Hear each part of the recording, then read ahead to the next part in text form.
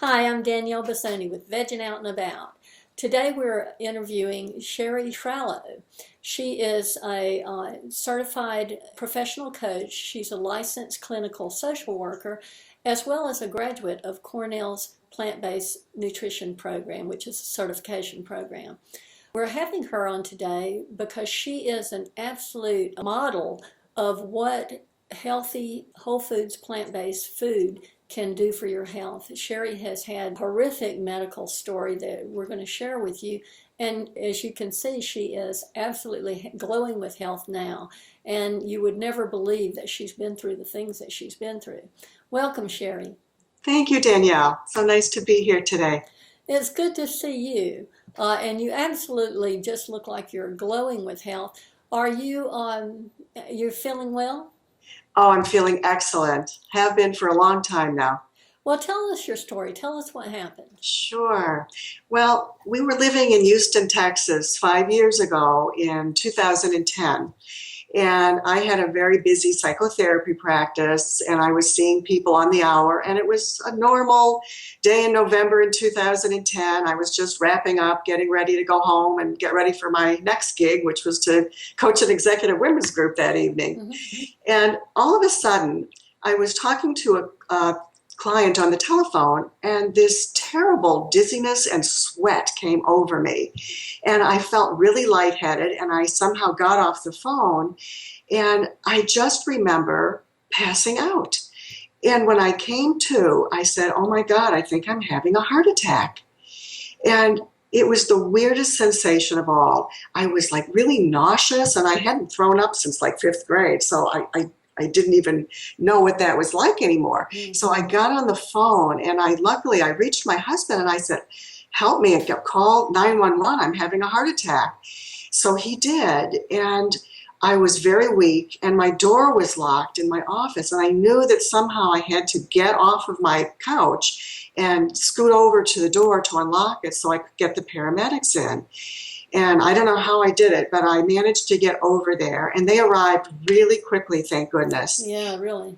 Really fast, and was having a heart attack. They gave me the aspirin right away and got me into the ambulance. Dale, my husband, was following us there. He had come from work, and he was there. Went over to the emergency room at one of Houston's finest hospitals, and everything was a blur. I don't hardly remember a thing except looking at this man who turned out to be a cardiologist and saying, "Please don't let me die." And he said to me, "Don't worry, we won't."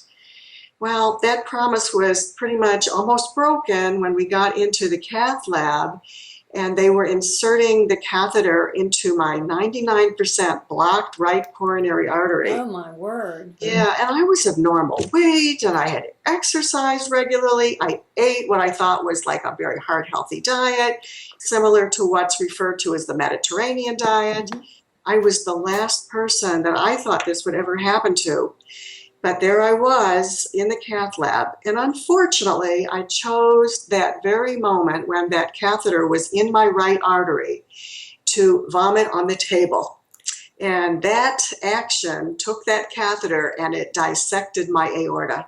Oh, my word. Yeah, so you've heard about people that have had that, like poor John Ritter, who succumbed to it very quickly. And that was what was happening to me. So the head surgeon of that hospital happened to be there within reach and rushed past my husband. And when he heard what was happening, he just quickly told my husband, "You need to gather your family. I don't give her more than a 20% chance of coming out of this." So I learned later that I coded 3 times on the table that day. They had to do emergency bypass surgery on me, as well as repairing my aorta. So I came out of it alive, but not in very critical condition, and was put into the ICU. I stayed there for 11 days. The first few days, they kept my chest open. They weren't able to sew me back up because I was on life support, and they had a heart-lung machine keeping me alive. My husband, Dale, says there was someone standing at the foot of the bed 24/7 from the company that made the machine to make sure it didn't shut off, so I would have died otherwise. But I was well enough to pull through that, thank goodness, got through it, and survived. And that was the beginning of how everything in my life changed. I was only 56 years old at the time. So how did everything in your life change? Well, I spent 3 months rehabilitating. I couldn't go to work. I was so weak. And I went to my cardiologist and I said, what can I do, to prevent this? And his only advice to me was, well, you can eat what you want, just lower your sodium intake. And I found in the rehabilitation program I was in, I was getting the same message. They were feeding me things like beef and chicken and eggs. And I said to myself, something's not right here. Mm-hmm. This doesn't make sense. I just had a heart attack. And they're loading me up with foods with cholesterol. Mm-hmm. So when I got home from the hospital and the rehab center, I started to read a book by Dr. Caldwell Esselstyn called Prevent and Reverse Heart Disease. And as I was reading it, I just remember saying to myself, oh my goodness, there's so much that I can do now Mm-hmm. to prevent this from ever happening to me again. And how come nobody told me about this? No surgeon, no cardiologist, no dietitian, nobody. So I read the book, and that very next day, I went into my kitchen and I cleaned everything out that I had. I gave away a lot of things to people who would eat those foods, like chicken and the turkey I had in the freezer, Mm-hmm. eggs and all the dairy products. And I started from scratch. And mind you, I had no one to teach me except myself. So when I was well enough, the next day I got myself over to Whole Foods Market and spent, I think, 4 hours that day going up and down the aisles reading every label to get things without oil and to get low sodium, low salt foods, Mm-hmm. and to stick to whole foods. And it took me 4 hours, and I'll tell you, it was really eye-opening because everything on that shelf had oil in it practically. So I was starting my education that day. And that's how it all started with me. You're echoing my own story in a lot of ways, Uh-huh. and of course the book that turned me on to it was the China study, and from the China study I was turned on to Caldwell Esselstyn's book. So Right. I'm sure you've read the China study as well. The China study, I watched Forks Over Knives. I Right. watched it many times since then. Yeah. All those things were just eye-opening events for me. So how and when did you start seeing results, and what were the steps that you took in embracing a whole foods plant-based diet?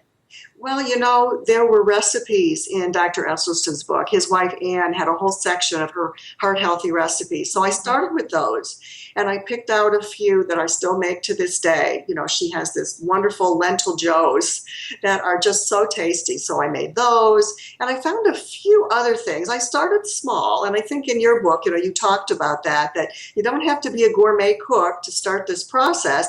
Get a half dozen or so things that you like and just keep making them for a while and slowly add to your repertoire. And that's exactly what I did, Danielle. I started, as my husband said, I became the scientist in the kitchen. I was this mad scientist, always trying to create new dishes. Some were hits and some were, please don't ever make that again. But but eventually we came up with a good bunch of things that we eat to this day. And I love cooking, so that was a bonus for me because that's my therapy. I love to be in the kitchen. It's just quiet, contemplative time for me. So that's how I started. And then, of course, I started to find other places, other websites that specialized in low-fat, plant-based foods, no-oil foods. And then I started adding more. So it was just this process over time. And I look back to the first day when I started and where I'm at now, and it's like, wow, what a journey it's been. My cooking is just unbelievable now, and I have so many things I can pull up anytime I want. So I have a question for you about this. How can you live without meat? I was sort of mad about it at first. I liked meat. I mean, my husband hadn't eaten it in 30 years, but I had it occasionally. But you know what? I decided when I cleaned out my cabinet, my refrigerator and freezer that day, that my life was worth a lot more to me than a piece of steak. And so that's been my attitude all along. And now it's almost 4 years later. I don't even think about animal products. They're so off my radar. And not only are they off my radar, but I've become more conscious of the effect on the environment of eating those foods. And I don't want to hurt the environment. I don't want to hurt animals. I love animals. So I wouldn't eat my cat. So how could I eat a cow or a chicken? You know? I know. It's Of course, I said that with tongue in cheek, but do you find that meat is now kind of repulsive to eat, or do you still crave it? not at all. No, the craving went away I would say within a couple of months, not more than 2 or 3 months. It was just a readjustment of my taste buds. And boy, everything tastes really good when it's whole, I'll tell you. It's You just start to cleaner, appreciate it. fresher. It's clean. You never feel stuffed. You never feel sick after you eat. You just feel good. And you asked about, what happened to my cholesterol, what were the results?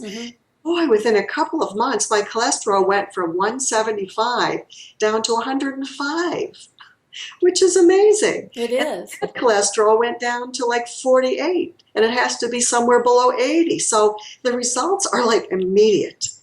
And so it's so encouraging to know that you're feeding your body the foods that will prevent heart disease from reoccurring. And that's the beauty of eating this way and having had what happened to me. I'm not a victim. Yeah, that's right. And you become essentially heart attack proof. I did. Yeah. And you're able to exercise and incorporate exercise in with your healthy eating now too. I've Is that correct? always been an avid exerciser. I used to exercise 5-6 times a week before my heart attack. Running, yoga, swimming. I mean, I did it all. Cross-country skiing. I was a very active person, and I still am today.